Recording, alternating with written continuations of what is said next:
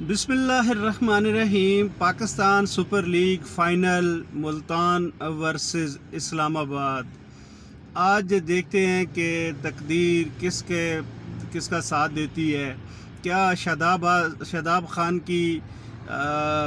جو اسلام آباد یونائٹڈ ہے یہ آج ٹرافی جیتنے میں کامیاب ہوتے ہیں، یا ملتان سلطان؟ یہ ایک بڑا زبردست اور کانٹے دار مقابلہ ہونے جا رہا ہے، اور کافی ہائی ہوپس ہیں دونوں ٹیمز کو، ان کے سپورٹرز کو جو اپنی ٹیم کو سپورٹ کر رہے ہیں۔ تو نیشنل اسٹیڈیم کراچی میں ہونے والا یہ فائنل، جس طرح لاسٹ میچ میں ہم نے دیکھا کہ تماشائیوں کی کافی زیادہ تعداد آئی تھی، جس طرح سے پہلے جو کہا جا رہا تھا کہ بالکل خالی اسٹیڈیم ہے، وہ ایسا نہیں تھا، لیکن پھر بھی کافی اچھی تعداد اس کو کہا جا سکتا ہے۔ تو آج فائنل میں بھی امید ہے کہ کافی لوگ آئیں گے یہ میچ دیکھنے کے لیے، اور آپ کمنٹس میں بتائیں کہ کون سی ٹیم آپ کے خیال میں فیورٹ ہے، کون سی ٹیم جیتے گی۔ اسلام آباد آج پی ایس ایل 9 کی چیمپئن ہوگی، یا ملتان سلطان پی ایس ایل 9 کی چیمپئن ہوگی، اور best player of the tournament کون ہوگا، اور کیا پہلے بیٹنگ کرنے والی ٹیم میچ جیتے گی یا چیز کرنے والی ٹیم میچ جیتے گی۔ کیونکہ اکثر اس کو کہا جاتا ہے کہ ٹاس پہ بھی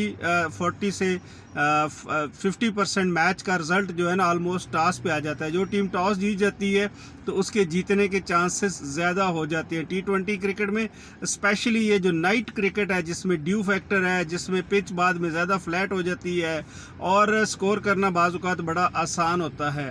دیکھنا ہوگا آج پچ کس طرح کی بنتی ہے، اور بیٹسمین اگر پہلے ٹیم بیٹنگ کر رہی ہے کیا وہ 200 پلس کرنے میں کامیاب ہوتے ہیں، اور جو بالرز ہیں وہ کس طرح سے اس میچ میں اپنی پرفارمنس دکھاتے ہیں۔ یہاں پہ کافی زیادہ جو نظریں ہیں وہ ملتان سلطان کے جو بالر ہیں، اسپیشلی محمد علی اور اسامہ میر، ان کی بالنگ نے کافی زیادہ امپریس کیا، اور کچھ لوگ اس پہ یہ بھی کہہ رہے ہیں کہ ملتان سلطان کی جو لیڈیز کوچ آئی ہیں انہوں نے ایک بڑا اچھا ان کو گائیڈ کیا ہے۔ ان کی اس اچھی گائیڈنس کی وجہ سے، ان کی اس اچھی جو انہوں نے ایک اس میں اسپیشلی اسامہ میر جس طرح سے بھی بال کو سپن کرنے جا رہے ہیں، چھوڑ کے کر رہے ہیں، فلائٹ سے کرتے ہیں، اس کی وجہ سے کافی اچھا ہوا ہے۔ عاقب جاوید صاحب کے لیے نیوز یہ آئی ہے کہ عاقب جاوید صاحب کو سری لنکا نے اپنا بولنگ کوچ اپوائنٹ کیا ہے۔ اب دیکھتے ہیں کہ کیا عاقب جاوید صاحب وہاں پہ بھی ان کے جو سپنرز ہیں ان کو بھی کہیں گے کہ آپ تیز بال کرو یا سپن کرنے جاؤ، کیونکہ سری لنکا کی جو ہسٹری ہے اس کو اگر دیکھا جائے تو مرلی دھرن سے لے کے آنے ابھی تک جو ہے ان کے بڑے اچھے سپنرز آئے ہیں جو کہ بال کو سپن کرتے ہیں، اور ان کی اس سپن نے پوری دنیا کو پریشان کیا۔ بڑے بڑے بیٹسمین جو ہیں وہ سری لنکا کے سپن بالرز کے آگے بے بس نظر آئے۔ ہم نے دیکھا مرلی دھرن ایون چاہے اگر وہ گابا پرتھ کی پچ ہو، لیکن مرلی دھرن کی ایک اپنی کلاس تھی، جس طرح سے فلائٹ سے بال کرتے تھے، جس طرح سے وہ بال کو سپن کرتے تھے، ویریشن تھی بال میں۔ تو اب دیکھنا ہوگا کہ یہ جو نئے کوچ آئے ہیں عاقب جاوید صاحب، بہت بڑا نام ہے، بڑی اچھی ان کی سروسز ہیں پاکستان کے لیے، بڑی اچھی پرفارمنسز ہیں پاکستان کے لیے۔ لاہور قلندر میں بڑا انہوں نے ٹائم گزارا، لیکن جیسا کہ آپ کو پتہ ہی ہے لاہور قلندر میں آلموسٹ 2 گروپس بنے ہوئے ہیں، اور ایک دوسرے کو وہ لتاڑنے کے چکروں میں پڑے ہوتے ہیں، ایک دوسرے کے اوپر اپنی جو وہ شو کرتے ہیں کہ ہم زیادہ امپورٹنٹ ہیں، اور باقاعدہ 2 جو ہے نا آپ کہہ سکتے ہیں کہ مخالف قوتیں کام کر رہی ہیں۔ یہ میری بات سے وہ لوگ تو ضرور اتفاق کریں گے جو اس سسٹم کا حصہ ہیں، جو ادھر رہتے ہیں، جو اس سسٹم میں گئے ہوئے ہیں، کہ لاہور قلندر میں اصل میں اندرون خانہ اس وقت چل کے آ رہا ہے۔ تو یہ کسی بھی وقت اگر رانا صاحب کا جو اس پہ اگر انہوں نے سو موٹو ایکشن لیا تو یہ ایک بہت بڑا جھاڑو پھرے گا، جس میں بہت بڑے بڑے نام نہ صرف لاہور قلندر سے آؤٹ ہو جائیں گے، بلکہ وہاں پہ ہائی پرفارمنس سینٹر میں بھی کافی سارے لوگ آپ کو آئندہ نظر نہیں آئیں گے۔ واقعی کافی زیادہ یہ جو پوزیشن ہے، قبضہ گروپ جو بنے ہوئے ہیں، اور اس کی وجہ سے لاہور قلندر کا ہائی پرفارمنس سینٹر بھی متاثر ہو رہا ہے، لاہور قلندر کی ٹیم بھی متاثر ہو رہی ہے۔ اور ایسا کیا ہوا کہ جو پچھلے سال کی ونر تھی 8 میچ ہار گئی، 1 میچ جیتی، 1 میچ ٹائی ہوا، تو یہ ایک لمحہ فکریہ تھا۔ خیر واپس آتے ہیں فائنل پر۔ ملتان سلطان اور علی ترین، جس طرح سے ایک پورا فیملی ماحول بنا ہوا ہے، اسی طرح اگر اسلام آباد یونائٹڈ کی بات کی جائے تو اسلام آباد یونائٹڈ میں بھی بڑا اچھا ماحول بنا ہوا ہے، اور دونوں جس طرح سے کہہ رہے ہیں نا ایک فیملی ماحول بنا ہوا ہے. تو اسی طرح کہتے ہیں کرکٹ میں وہ ٹیم زیادہ جلدی اس کے جیتنے کے چانسز ہوتے ہیں جو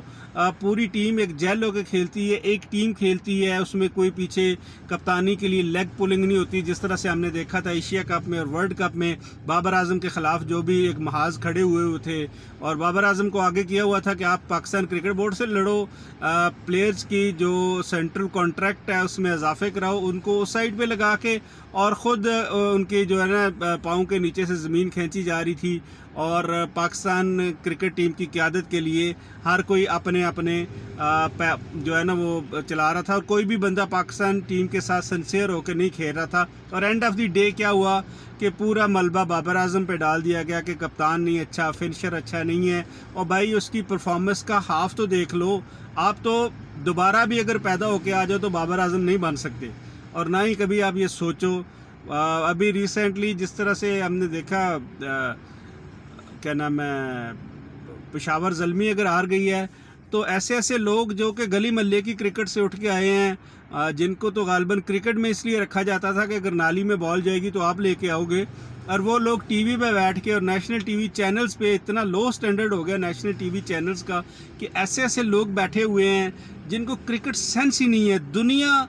ان کی اتنی تعریف کرتی ہے. میں ایک گورے کی بات سن رہا تھا تو اس نے کہا کہ we are lucky enough to see Babar Azam playing live, یعنی کہ اتنی بڑی ہسٹری ہے، اتنا ایک نیچرلی ٹیلنٹڈ پلیئر ہے، پھر کہتے ہیں جی بابر اعظم سے کوہلی اچھا ہے. بھائی ہم اس بحث میں نہیں پڑتے. کوہلی کے ساتھ 6-7 بیٹسمین اور ایسے ہیں کہ جو آتے ہیں اور آپ آ کے نیچرل گیم کھیلتے ہیں.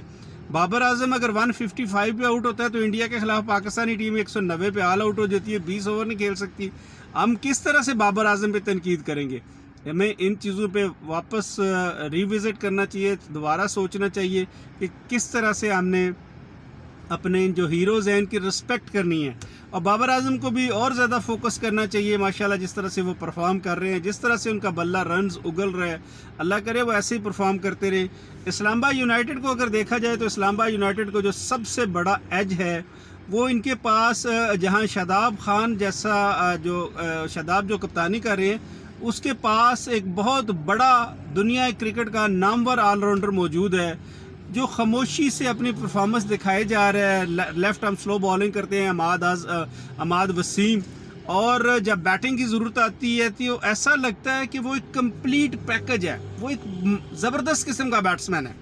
گو کہ ہم نے دیکھا کہ ماضی میں ان کے خلاف بڑی تنقید ہوتی تھی، اور ایک بڑے شہر میں ایک دفعہ میں بیٹھا ہوا تھا ایک بہت بڑے اسٹیڈیم میں، تو جب عماد وسیم کی میں نے تھوڑی سی تعریف کر دی تو ان کو مرچیں لگ گئیں، اور بندہ اٹھ کے لٹرلی میرے پاس لڑنے آ گیا اور مجھے کہتا بھائی اتنا سا بال اس کا سپن نہیں ہوتا. تو میں نے کہا بھائی